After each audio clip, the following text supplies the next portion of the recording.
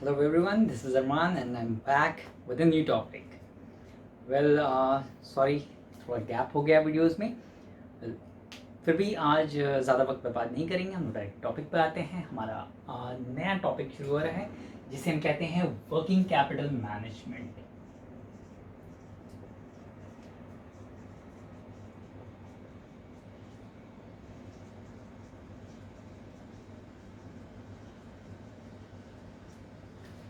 सबसे पहली बात कि ये वर्किंग कैपिटल मैनेजमेंट होता क्या है. कि हम लोगों ने छोटे क्लासेस में जैसे क्लास 12 में हम लोगों ने पढ़ा वर्किंग कैपिटल क्या होता है. Working capital is equals to current assets minus current liabilities. यानी कि कह सकते हैं the difference between current assets and current liabilities, या फिर the excess of current assets over current liabilities को हम लोग वर्किंग कैपिटल कहते हैं. ओके. वैसे पिछले चैप्टर्स में हम लोगों ने कुछ डिस्कशन किया था regarding capital. Capital as a whole कि हमें कितना पैसा चाहिए बिजनेस चलाने के लिए. इसमें एसेट्स खरीदने हैं हमें, मशीनरी, लैंड बिल्डिंग, ये सारे, प्लस एक पोर्शन ऐसा होता है जिससे हम बिजनेस करेंगे.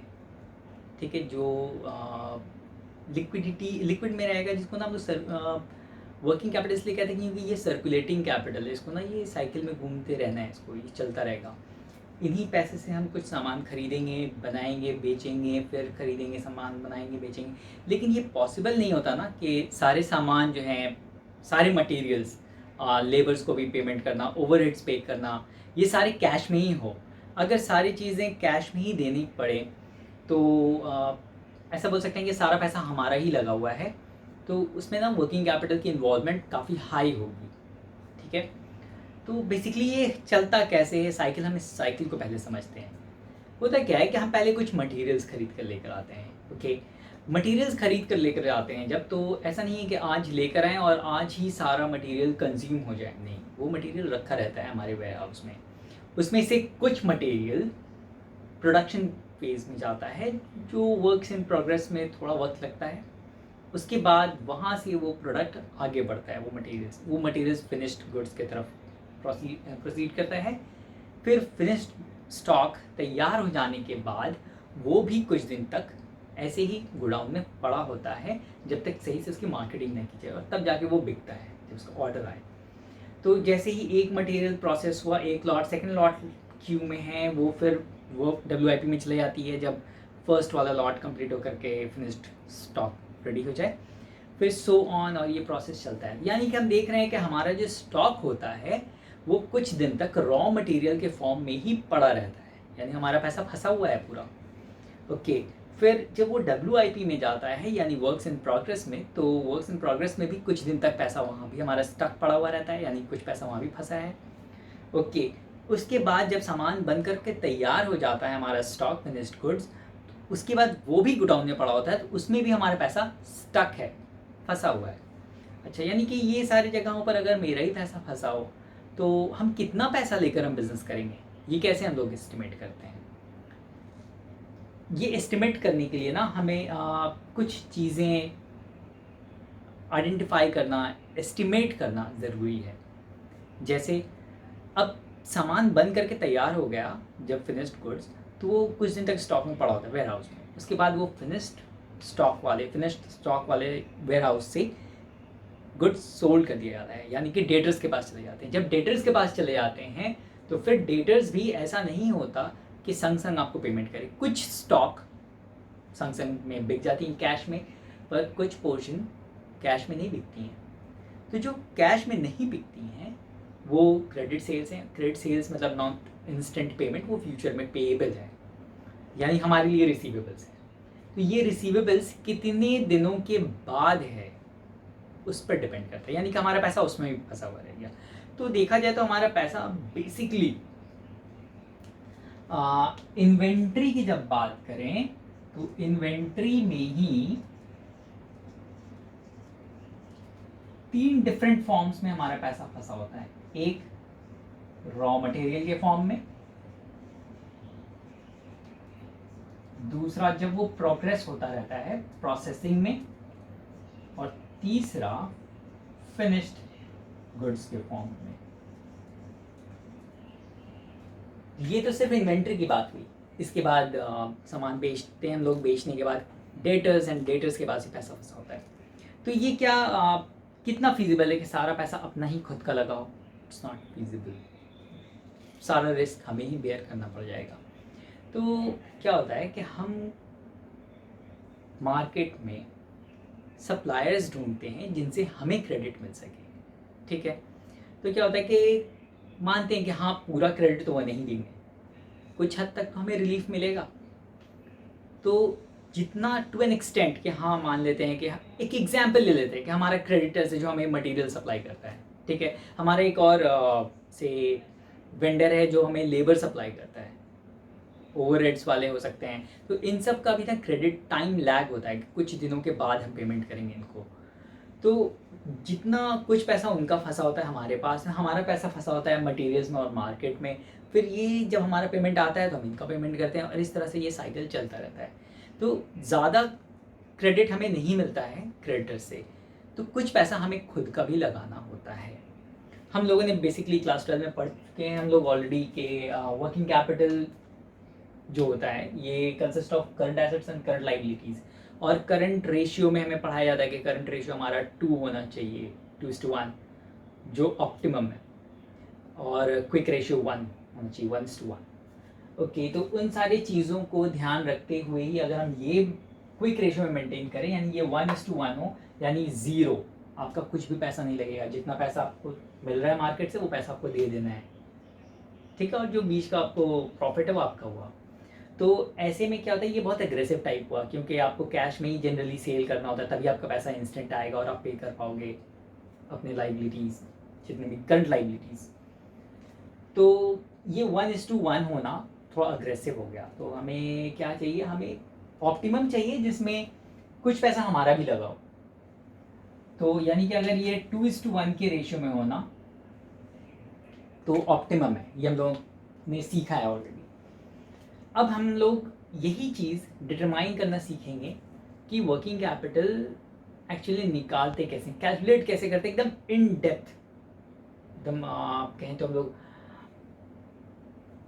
पूरे का माइक्रो लेवल पे, छोटे छोटे लेवल पर एक एक चीज़ को सेग्रीगेट करके देखा जाए तो हमें कितना कैपिटल चाहिए। तो इस चीज़ को हम लोग समझते हैं फर्दर। चलिए, सबसे पहले वर्किंग कैपिटल साइकिल, यानी ऑपरेटिंग साइकिल भी कहते हैं इसे। ये ऑपरेटिंग साइकिल हम लोग कैलकुलेट कैसे करते हैं? सर ये ऐसे होता है कि हमारा कुछ वक्त तक, यानी कितने वक्त तक हमारा पैसा रॉ मटेरियल में पड़ा हुआ है, मतलब फंसा हुआ है हमारा पैसा, यहाँ स्टक है रॉ मटेरियल में। अच्छा, कितने दिनों तक से, ये कुछ नंबर ऑफ डेज होगा, ये नंबर ऑफ वीक्स हो सकता है, या मंथ्स हो सकता है। हम लोग इसको वीक्स ले लेते हैं, एक अज्यूम कर रहे हैं इमेजिनरी फिगर्स से, हमारा 2 हफ्ते तक हमारा पैसा रॉ मटेरियल के फॉर्म में, यानी मटेरियल खरीद कर लाया जाता है, उसके बाद वो 2 हफ्ते तक ऐसे पड़ा होता है बिफोर गेटिंग इनटू प्रोसेस। फिर उसके बाद जब वो वर्क्स इन प्रोग्रेस में जाता है, प्रोसेसिंग में, तो फिर कहिए वहाँ पर भी हमें 3 वीक्स वहाँ पड़ा रहता है, हमारा सामान वहाँ 3 हफ्ते लगता है एक लॉट को प्रोसेस होकर के निकल जाने में, यानी कि 3 हफ्ते तक हमारा पैसा फंसा हुआ है। ओके, उसके बाद वो सामान फिनिश्ड, मतलब वो गुड्स जो हैं वो तैयार हो जाते हैं, तो फिनिश्ड गुड्स के फॉर्म में वो रेडी हो गया। तो फिनिश्ड गुड्स बनने के बाद भी वो से 2 हफ्ते और पड़ा रहता है, उसके लिए मार्केटिंग की जाती है, एडवर्टीजमेंट्स, और अपने बायर्स को अप्रोच किया जाता है कि सर आपको स्टॉक लगेगा एंड सो ऑन। तो इस तरह से कुछ वक्त लग जाता है। फाइनली इस गुड्स को बेच दिया जाता है, और बेच देने के बाद जब ये रिसीवेबल्स में कन्वर्ट हो जाता है, तो रिसीवेबल्स में भी ऐसा, अब रिसीवेबल्स है भाई, संग तो पैसा मिलने वाला नहीं है, अगर कैश में ही हो जाता तो फिर क्या बात था, तब तो कोई फर्क नहीं था। तो ये रिसीवेबल्स के फॉर्म में आने के बाद से 4 हफ्ते का क्रेडिट हमने दे रखा है अपने बायर्स को, अपने कस्टमर्स को, तो हमारा इतना हफ्ते तक ना हमारा पैसा फंसा रहता है। तो देखा जाए तो कितने हफ्ते का पैसा हमें लगाना है? सर ये टोटल आपका हो जाएगा 11 वीक्स, ओके सर 11 वीक्स। इससे हम लोग डिडक्ट करते हैं लाइबिलिटी से creditor for materials, creditors for raw material, जिनसे हमने रॉ मटेरियल खरीदा है, जाहिर बात है हमें भी कुछ दिनों का क्रेडिट मिलेगा उनसे। तो ऑब्वियसली कोई हमें जितना हम अपने कस्टमर्स को दे रहे हैं इससे ज़्यादा क्रेडिट तो हमें कोई जनरली नहीं मिलता, हमें इससे कम ही मिलता है।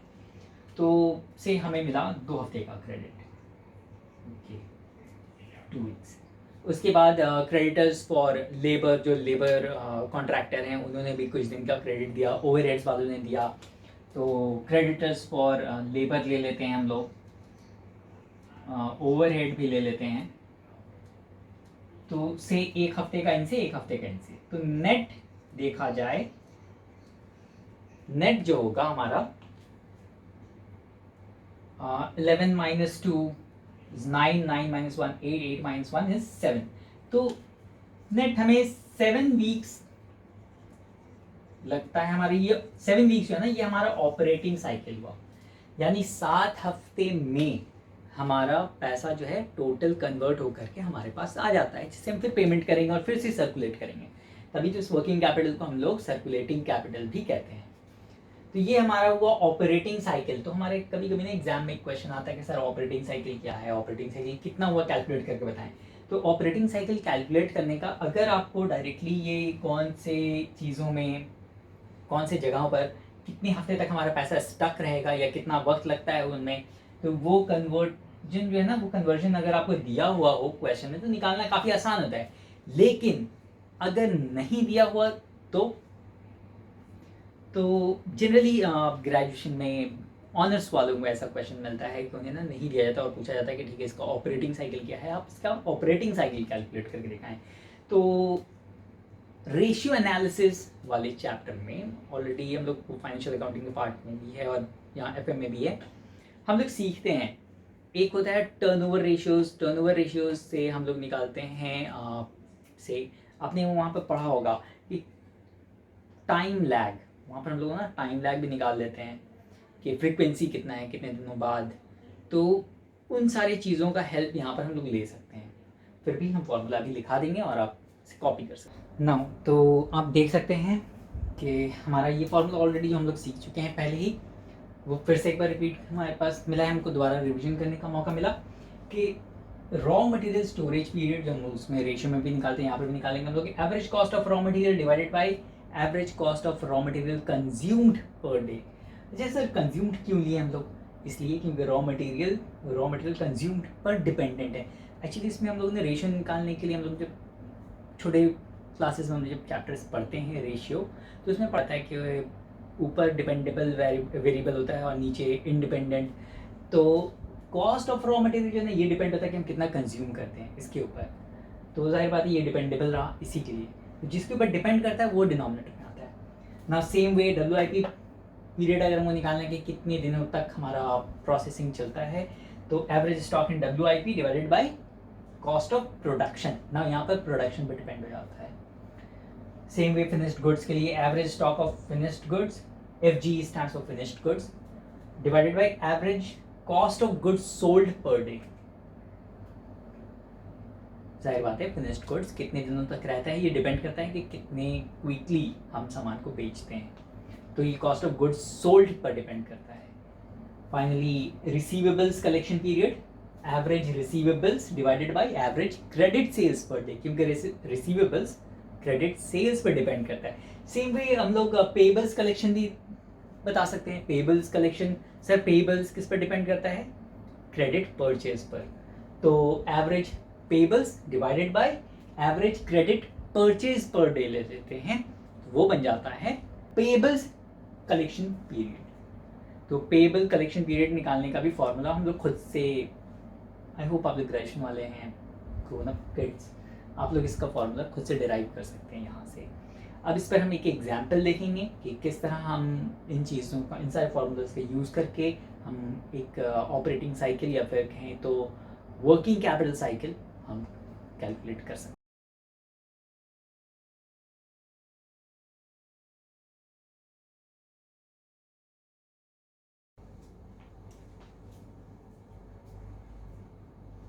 नाउ ये रहा क्वेश्चन, एग्जाम्पल हम लेते हैं। इसमें Stark industries wants you to calculate net operating cycle as well as the number of operating cycles in a year, कि उन्हें टोटल कितना ऑपरेटिंग साइकिल मिलेगा एक साल में। कुछ इन्फॉर्मेशन आपको दे दिया गया है, जैसे average raw material in stock 60,000, average finished goods stock held 27,000, average WIP inventory 22,000, average receivables 90,000, average payables 51,000, and raw material consumed during the year is 7,20,000. WIP inventory, that is a work in progress inventory, rupees 3,60,000. Finished goods inventory, rupees 5,40,000. Credit sales during the year 7,20,000. Credit purchase during the year 6,12,000. And number of working days in a year is 360 days. Sir ये number of days in a year क्यों दिया गया? क्योंकि हम लोगों ने जितना भी फॉर्मूला देखा उन सारे फार्मूला में हमें एवरेज क्रेडिट सेल्स या एवरेज क्रेडिट परचेज या फिर से average finished goods, average WIP, ये सब ना हमें एवरेज कॉस्ट चाहिए था पर डे का। पर ये तो हमारा पूरा फुल ईयर का है, ये सारा है ना पर एनम है। तो हम क्या करेंगे, इन सारे फिगर्स को अगर हम लोग डिवाइडेड बाई 360 कर देते हैं तो हमें पर डे का फिगर मिल जाता है जो डिनोमिनेटर में रहेगा। सारे फार्मूलाज में आप वापस जाएंगे, आप वापस वीडियो को रोल बैक कर सकते हैं और देख सकते हैं। फार्मूलाज में आपको ये सारा डिनोमिनेटर्स में चाहिए, एक एक करके हम सारे फार्मूलेज अप्लाई करेंगे और ये निकालेंगे हम लोग। तो हमारा जब सारे नंबर ऑफ डेज आ जाएगा, हम ये ऊपर वाले जितने इन सारे को ऐड करके पेबल्स वाले को अगर हम माइनस करेंगे तो हमारा नेट ऑपरेटिंग साइकिल आ जाता है। चलिए इसी चीज़ को सॉल्व करेंगे। आइए पहले कैलकुलेट करते हैं रॉ मटेरियल स्टोरेज पीरियड।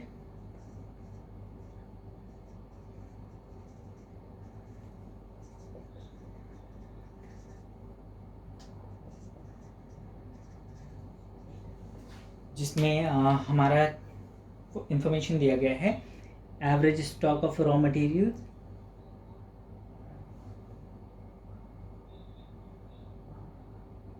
ये है 60,000 divided by average cost of raw material consumption per day. तो सर हमारा total raw material consumed during the year है 7,20,000।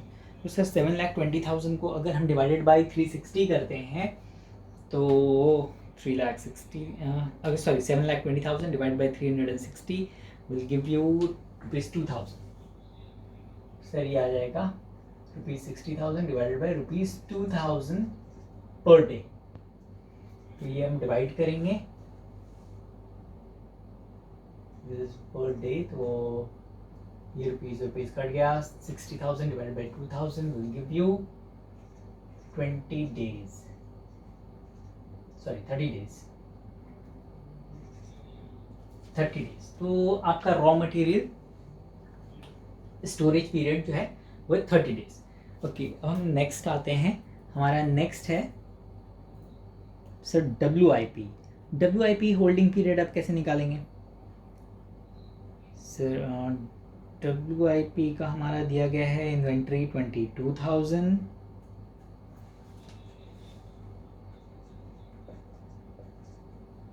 WIP inventory period is equals to ₹22,000 divided by sir यहाँ पर अब हमारा ना वर्क इन प्रोग्रेस पूरे साल में कितना रहता है। तो सर WIP इन्वेंट्री हमारा दिया गया 3,60,000। सो ₹3,60,000 divided by 360 days will give you ₹1,000 per day. Rupees gone, 22,000 divide by 1,000 will give you 22 days. Okay, तो हम इन दोनों को ऐड करते हैं। इसके साथ हम एक चीज़ और ऐड करते हैं, finished goods storage period.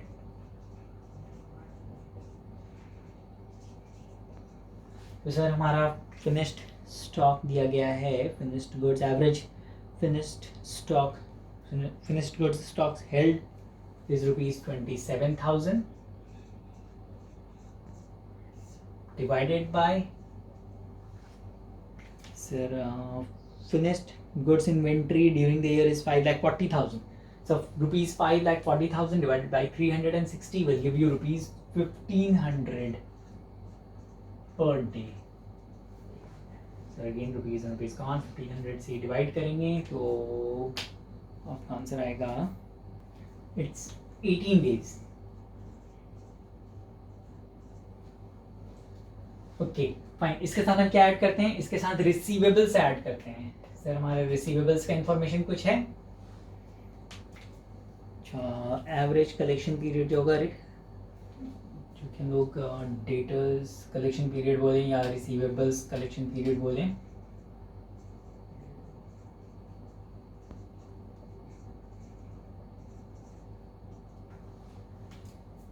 Sir हमारा इंफॉर्मेशन दिया गया है क्वेश्चन में,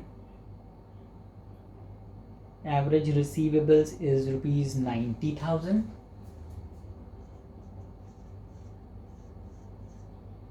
divided by average credit sales per day, क्योंकि डेटर्स है, डेटर्स क्रेडिट सेल्स पर डिपेंडेंट होता है. तो हमारा total credit sales during the year is 7,20,000 divided by 360 days. तो आपका आएगा आंसर रुपीज 2,000 पर डे. That's 45 days. ओके, तो सर ये सारे ऐड करते हैं और हम लोग डिडक्ट करते हैं यानी माइनस करते हैं पेबल्स. हमारा नेट कितना साइकिल के बाद हमें पे करना है, क्रेडिटर्स को पे करना है. तो फिलहाल इन सबको ऐड कर दें. सर इनको ऐड करते हैं तो आपका आंसर होगा dates 52, 70, 115 days. No, minus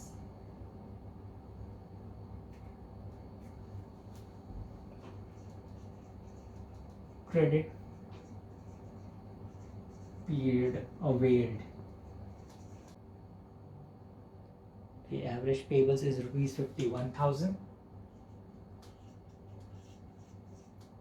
divided by average credit purchase. So यहाँ total credit purchase during the year is 612,000. तो 6,12,000 divided by 360 days. It's coming up to 1,700 rupees per day.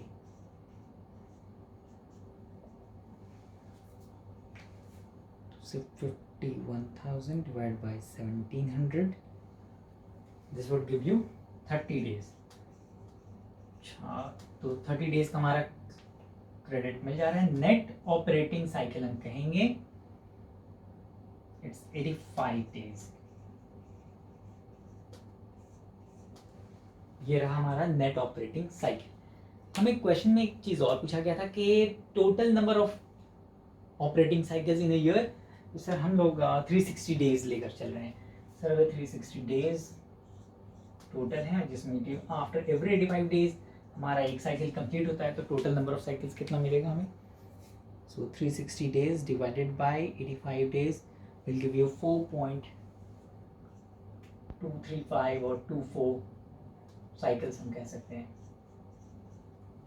So this was for question number B and this was for number A. तो इस तरह से हम calculate करते हैं हमारा operating cycles. अगर सर क्वेश्चन में नहीं दिया है तो हम अपना ऑपरेटिंग साइकिल कैलकुलेट कर सकते हैं प्रोवाइडेड हमें इन्फॉर्मेशन दिया हो. That's all. अब हम आगे बढ़ते हैं और नेक्स्ट टॉपिक को देखते हैं.